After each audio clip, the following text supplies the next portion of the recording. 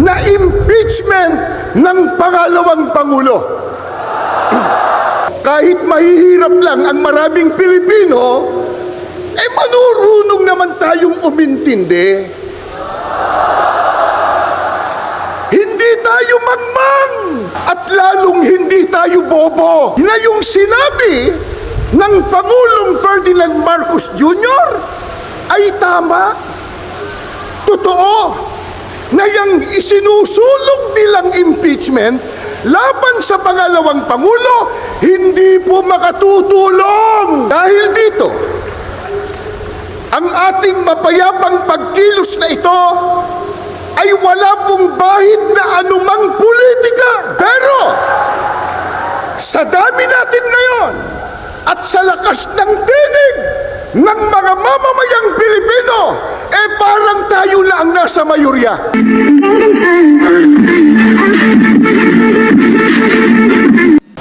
Mga mahal po naming kababayan at mga mahal po nating mga kapatid na angaw-angaw na narito at sa iba't ibang panig ng Kapuluang Pilipinas, kanina po bago tayo magsimula ay binati tayo ng ating mahal na tagapamahalang pangkalahatan ng Iglesia ni Cristo, ang kapatid na Eduardo V. Manalo.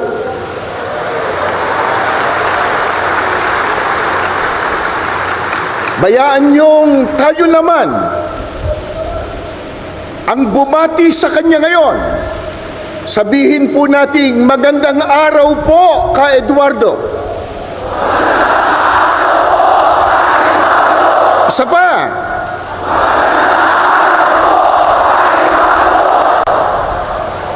Mga mahal po naming kababayan at mga kapatid, sa inyo man po, magandang hapon sa inyong lahat. Maraming salamat po sa inyong pagdalo at pakikiisa sa isang dakila at makasaysayang aktibidad na ito. Narito tayo ngayon mula po sa iba't ibang sektor ng lipunan, iba't ibang relihiyon, iba't ibang samahan at sangay ng pamahalaan upang isagawa po ang ganitong mapayapang pagkilos. Gaya po ng ating tema, pambansang rally para sa kapayapaan. Isigaw po natin ang kapayapaan. Kapayapaan! Kapayapaan!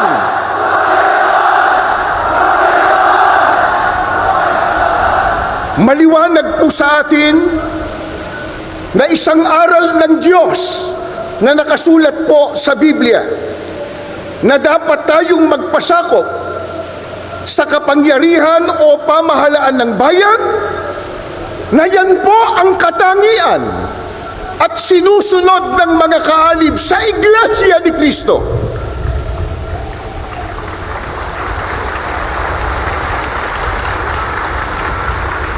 Patuloy din po nating iginagalang at pinaninindiganan ang simulain ng paghihiwalay ng pamahalaan at relihiyon na itinatadhana po ng ating saligang batas. Dahil dito, ang ating mapayapang pagkilos na ito ay wala pong bahid na anumang politika.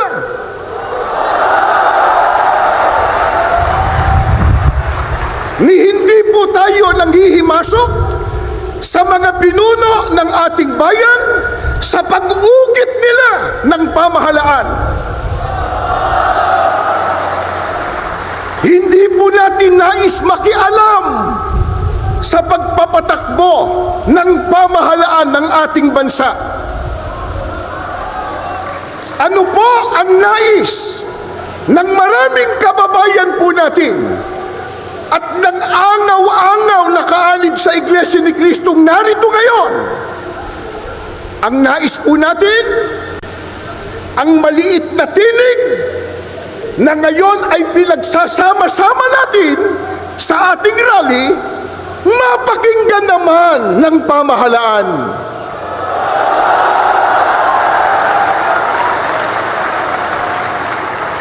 Bago tayo matipon dito kaninang umaga, meron pa po kaming nabasa at narinig isang politiko. Nakalulungkot, bago pa sumikat, laos na.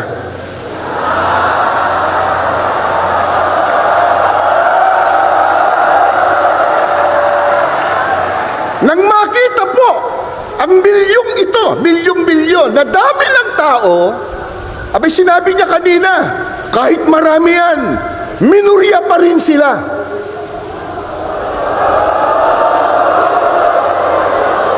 Sino ba nagsabi sa kanya na tayo ang mayurya? Pero, sa dami natin ngayon, at sa lakas ng tinig ng mga mamamayang Pilipino, parang tayo lang nasa mayurya.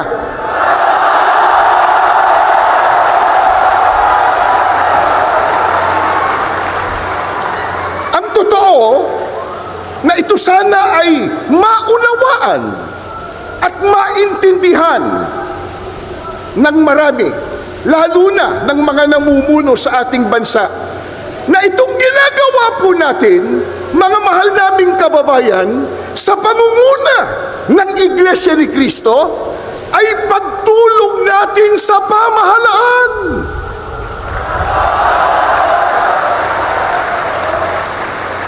Tumutulong tayo sa kanila na kanilang makita, na kanilang madama ang tunay na damdamin ng taong bayan na naglukluk sa kanila.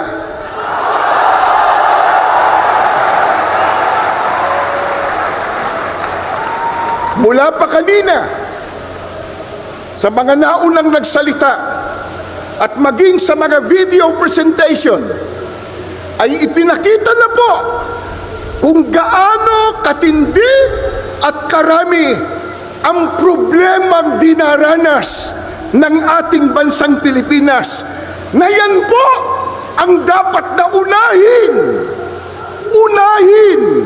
na asikasuhin at bigyan ng solusyon ng mga naluklok sa tungkulin o namumuno sa ating bansa.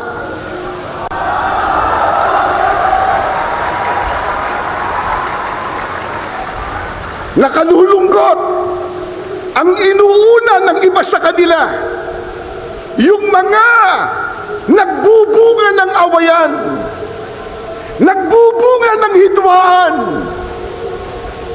na alam naman nating lahat na ang ginagawa nila pamumulitika lamang. Tulad ng isinusulong nila na impeachment ng pangalawang Pangulo. Sinabi na ng ating kagalang-galang na Pangulong Ferdinand Marcos Jr. at alam na po ng marami nating kababayang Pilipino, ang totoo nating lahat. Kasi po, kahit mahihirap lang ang maraming Pilipino, manurunong naman tayong umintindi. Hindi tayo mangmang. Isigaw nyo nga, hindi mangmang, hindi mangmang, hindi mangmang. At lalong hindi tayo bobo.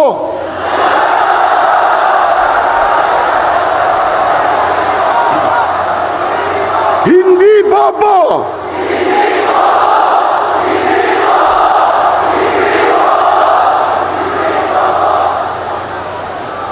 Sana marinig yan ng isang abogado. Naintindihan po natin, naunawaan po natin na yung sinabi ng Pangulong Ferdinand Marcos Jr. ay tama. Totoo na yung isinusulong nilang impeachment laban sa pangalawang Pangulo, hindi po makatutulong. Hindi po makapag-aangat ng kalagayan ng pamumuhay ng kahit isang Pilipino. Ang tanong, yan ba naintindihan ng mga mambabatas? Naintindihan?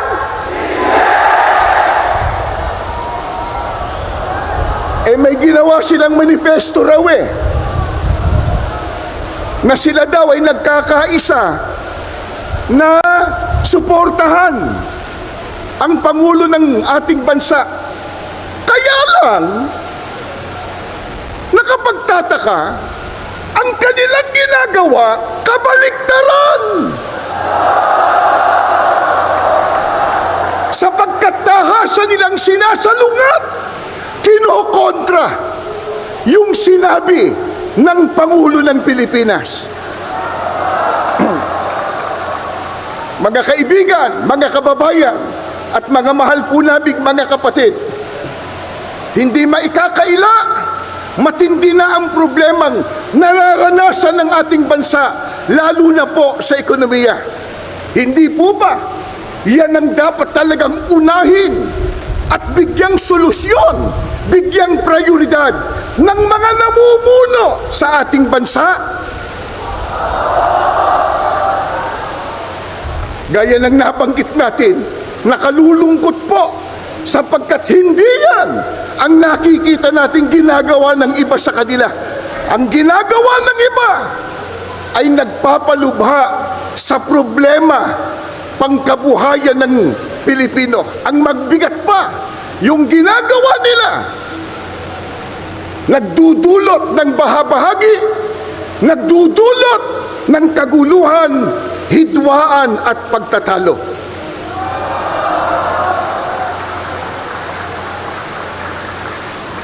Alam po ng lahat,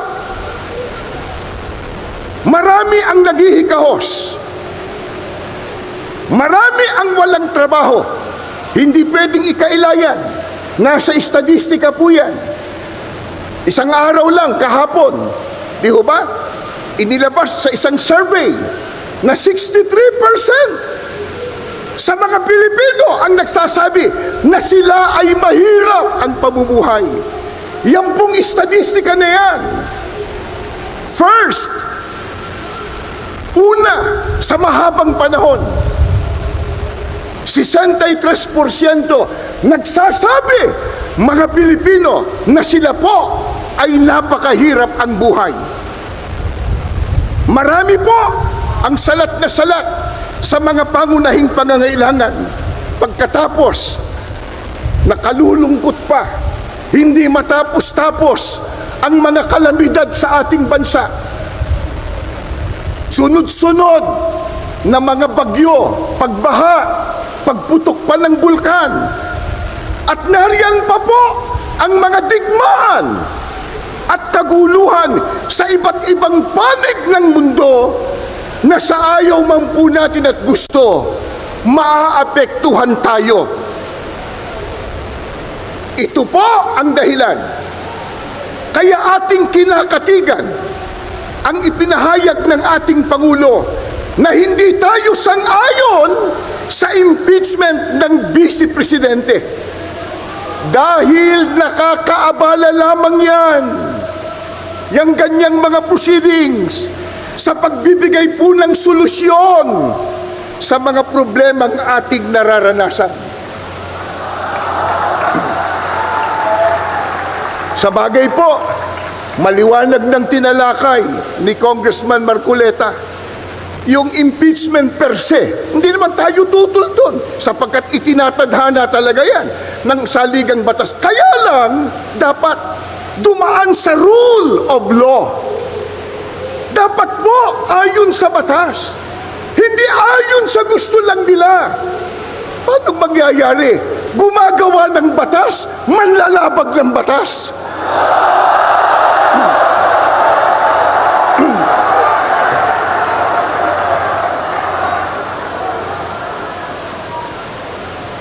Kaya, ang ating panawagan sa mga mahal po nating leader sa ating bansa.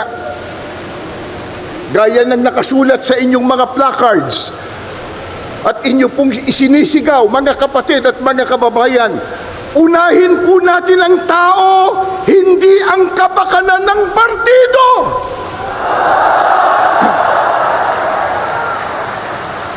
Serbisyo po muna bago ang sariling gusto at benepisyo.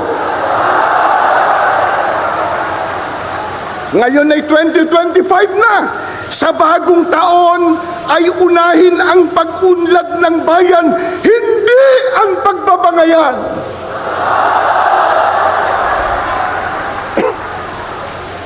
Ano ang pinakamimithi at hinahangad ng bawat isang mamamayang Pilipino, ng bawat isang narito? Kaya tayo nagpakapagod, nagpuyat, nagutom ang iba, gumasta kayo ng salapi, gumugol kayo ng panahon. Katakot-takot ang inyong sakripisyo. Bakit? Ano po ba ang pinakahahangad po nating matamo? At paano yon matatamo? Tuturuan tayo, hindi ng politiko, kundi ng Diyos sa pamamagitan ng kanyang salita na nakasulat sa Biblia.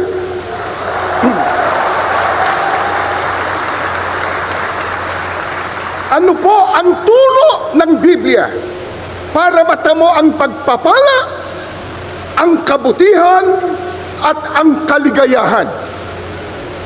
Pakinggan nyo, bubuklat po ako ng banal na kasulatan. Sa aklat po ng Mangawit, 133, 1 at 3. Masdan ninyo na pagkabuti at pagkaligaya sa mga magkakapatid na magsitahang magkakasama sa pagkakaisa. Saan daw po?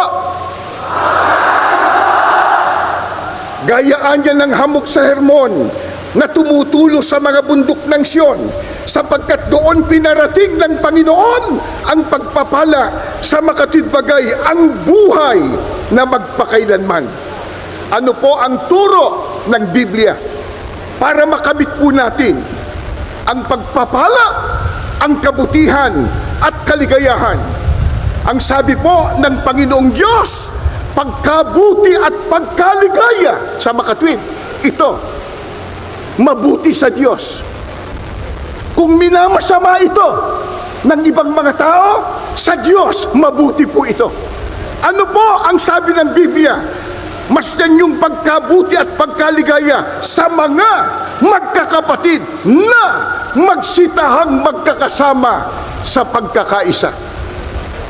Mga kababayan at mga kapatid, ano ba itong ginagawa natin ngayon? Isigaw natin uli, pagkakaisa, pagkakaisa.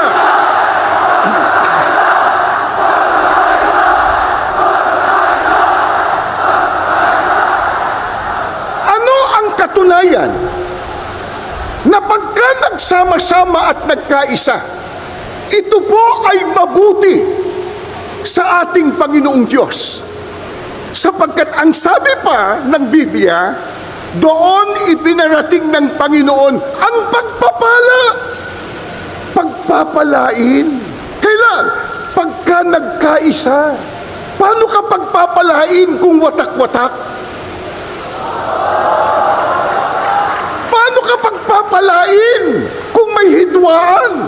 Kung may kampi-kampi? Sa makatwid, yan po ang pinakalundo ng ating rally na ito. Pambansang rally para sa kapayapaan, pero magsisimula yan sa pagkakaisa na nais ng ating Panginoon Diyos. Sa bagay, sino ba ayaw na magkaisa? Sino ba ayaw na maging mapayapa? At higit sa lahat, sino ba ayaw ng pagpapala? Lalo't galing sa ating Panginoon Diyos. Pero, paano natin magagawa yun? magkakaiba tayo ng lingwahe. Ha? Meron tayo ditong mga kapatid. Nakikita ko po Maynila, Rizal, Laguna, San Pablo, iba't ibang dako. Magkakaiba tayo ng lingwahe at dialekto. Magkakaiba ng partido. Magkakaiba pa ng relihiyon at interes. Paano po magagawa yung pagkakaisa? Hindi po mahirap. Itinuro din ng Panginoong Diyos. Nakasulat din po sa Biblia, sa Colosas 3:14. Ito po, higit sa lahat, taglayin ninyo ang pagmamahalan na siyang nagbubuklod sa ganap na pagkakaisa. Paano po mabubuklod sa pagkakaisa? Kailangan pala ang pagmamahalan. Bagamat may kani-kanya tayong opinyon sa isang partikular na issue, iba't ibang kalagayan ng ating buhay o interes, pero kung udyok ng pagmamahalan sa isa't isa, lalo't pagmamahal sa ating bansa, tayong lahat mabubuklod sa pagkakaisa.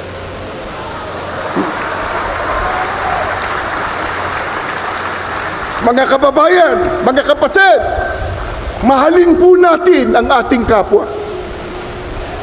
Mga kababayan, mga kapatid, mahalin po natin ang ating bansa.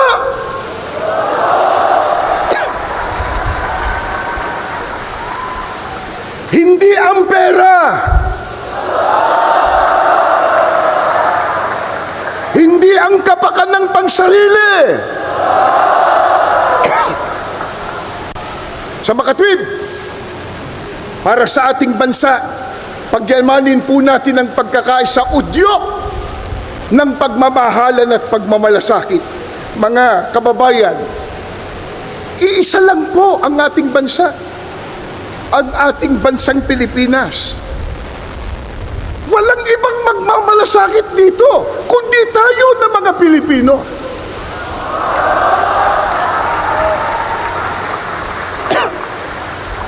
Magkaisa tayong lahat, ipagmalasakit natin ang kapakanan ng sambayanang Pilipino.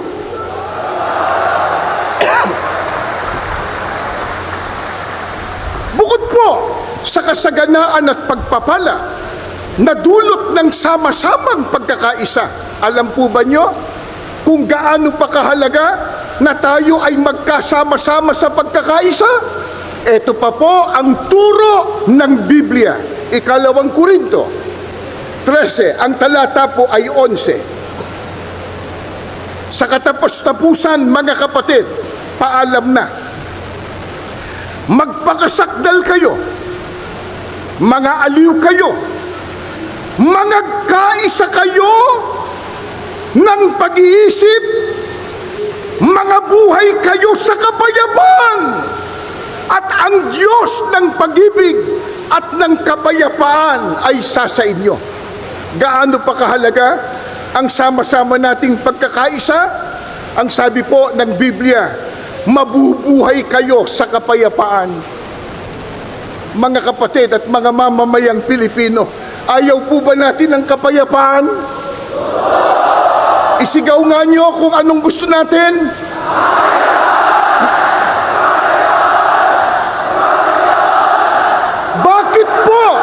Bakit po natin natitiyak? Matatamo natin ang kapayapaan pagka tayo'y nagkakaisa, sapagkat sinabi din ni Apostol Pablo, ang Diyos ng pag-ibig at ng kapayapaan ay sa inyo. Sasamahan ng Diyos pag nagkakaisa.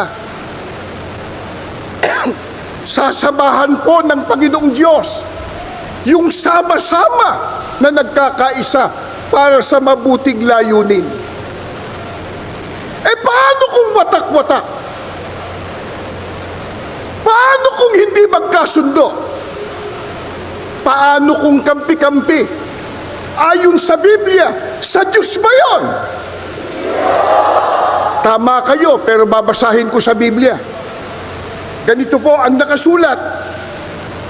Santiago 3:14 hanggang 16. Ito po.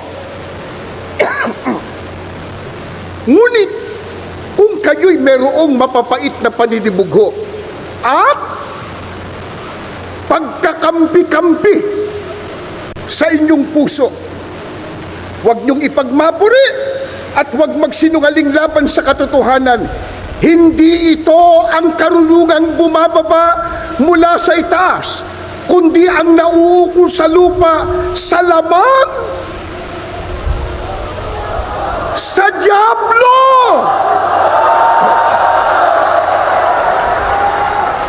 Sapagkat kung saan merong paninibugho at pagkakampi-kampi, ay doon merong kaguluhan at lahat ng gawang masama. Pagkampi-kampi, watak-watak, away ng away, hindi magkasundo, sa Diyos ba yun? Hindi po.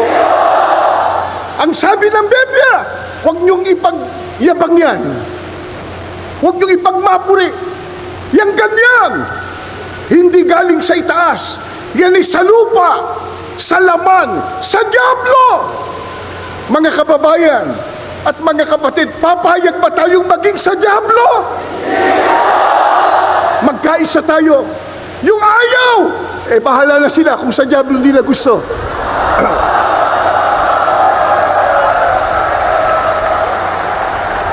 Ano ang sabi pa ni Apostol Santiago? Pagka hindi magkaisa, watak-watak, kampi-kampi, bahagi, ang sabi po ng Biblia, naroon ng kaguluhan. O hindi ba nagkakagulo sila? At nandoon ang lahat ng gawang masama. Masama ang magagawa nila pagka hindi sila nagkaisa. Totoo naman yun. Gaya ng nabanggit ko sa inyo kanina. Anong sama ang nangyari? Abay, mambabatas, naging manlalabag sa batas.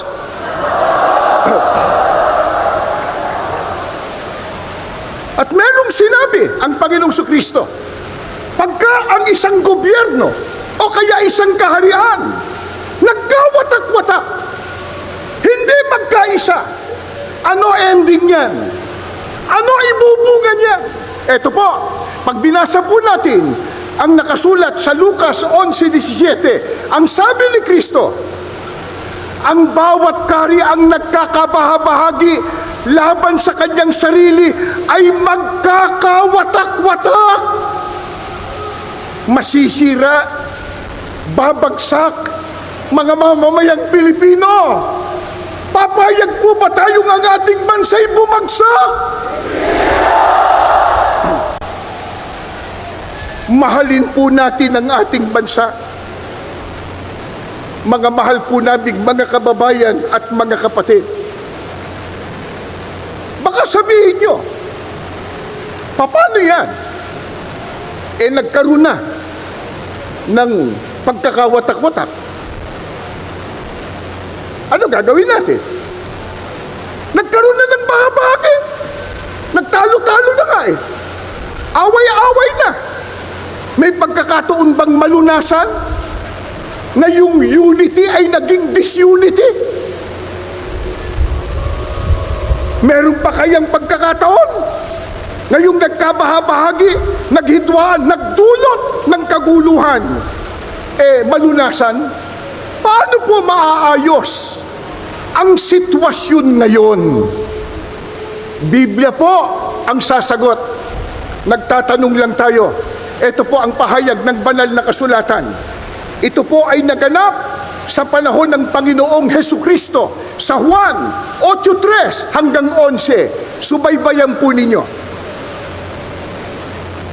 At dinala sa kanya ng mga eskriba at ng mga parisiyo ang isang babaeng nahuli sa pangangalo niya.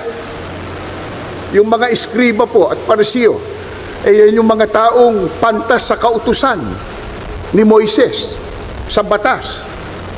Hindi ko naman sinabing mambabatas, kundi ang sabi, sa kasaysayan na yung mga scribes at mga parisiyo, mga pantas sa kautusan at batas sa panahon ni Moises. Itutuloy ko po. Isang babaeng nahuli sa pangangalo niya at nang mailagay siya sa gitna, sinabi nila sa kanya, "Guro, nahuli ang babaeng ito sa kasalukuyan ng pangangalo niya." Ito sabi ng mga iskriba at parisiyo. Tinanong si Kristo, ano pa ang kanilang igini?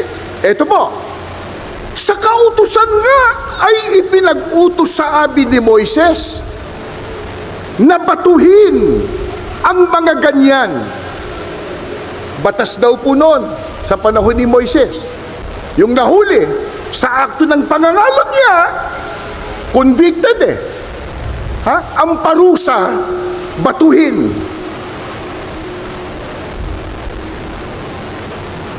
Ano nga ang iyong sabi tungkol sa kanya? Nako, tinatanong ang Panginoon Kristo ng mga iskriba at parisiyo. At ito'y kanyang sinabi. At ito'y kanilang sinabi na siya'y sinusubok upang sa kanya'y may maisumbong sila. Ang nakalulungkot pa pala nito, itong mga iskriba at parisiyo, tinatanong si Kristo hindi para malaman kung ano katotohanan. Masama motibo. Tinutukso si Kristo para makakuha ng pwedeng ibang sumbong sa kanya. Maaring sa pamahalaan noon o kaya sa pamahalaan ng relihiyon ng nakararami noon. Sa makatwid, masama layunin. Ano po ang ginawa ng Panginoon Kristo? Datapot yumuko si Jesus at sumulat ng kanyang daliri sa lupa.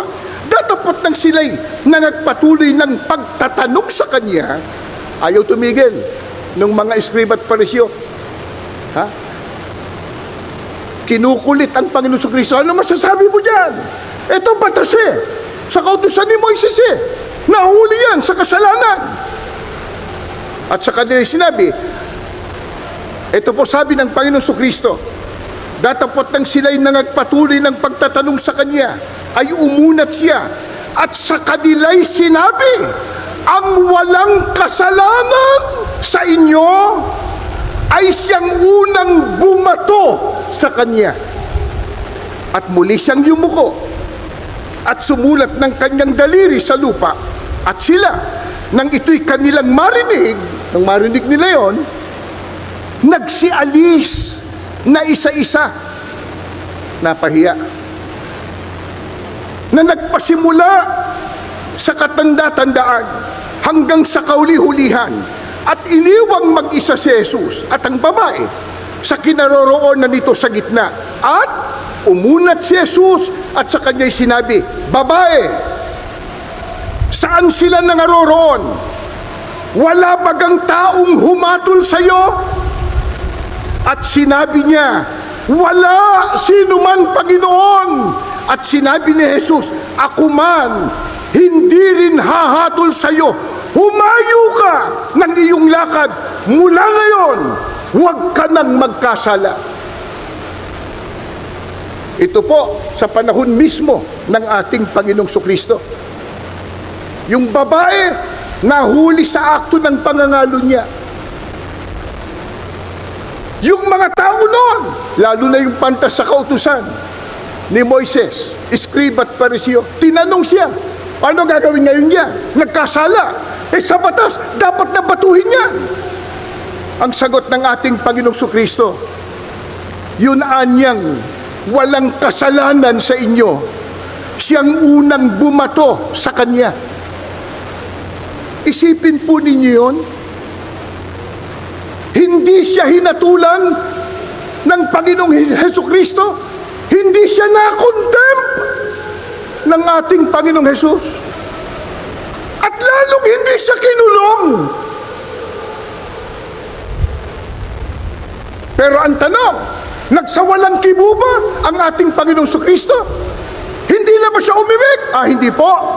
hindi niya kinonsinte ang babae sapagkat sinabi niya, ako man hindi hahatol sa iyo, pero humayo ka ng lakad mo. Mula ngayon, huwag ka nang magkasala. Inakay niya na magbagong.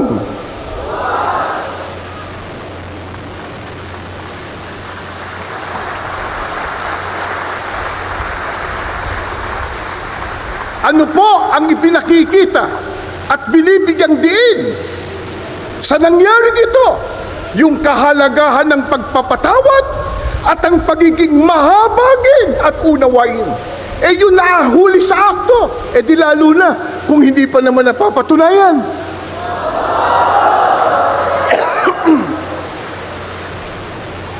Mga mahal po naming kaibigan, mga kababayan, at higit sa lahat mga kapatid, sa buong kapuluang Pilipinas, ang marami po'y nagtitipon-tipon din sa iba't ibang dako sa mga rehiyon at mga lalawigan. Nasabi ko na po sa inyo kanina, alam po namin at alam ninyo kung gaano ang puhunan ninyo sa dakila at makasaysayang rally ito. Marami sa inyo na hindi na nakatulog kagabi. Marami sa inyo ang lalayo ng nilakad. Marami sa inyo na puyat, na gutom. Pero mga kapatid at mga kababayan, ang lahat ng yan ay hindi po sayang. Ang lahat ng yan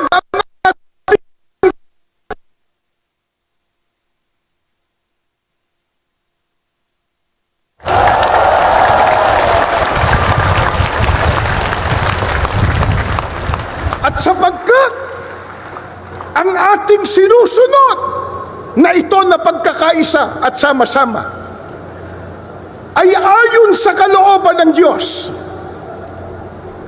na inudyok sa ating nagpamahalang pangkalahatan kapatid na Eduardo Manalo. Mga kapatid, tinig na ito, lahat ng hirap natin, lahat ng sakripisyo, alay natin sa Diyos at sa ating Panginoong Hesus. Maraming salamat po. Magandang hapon po sa inyong lahat.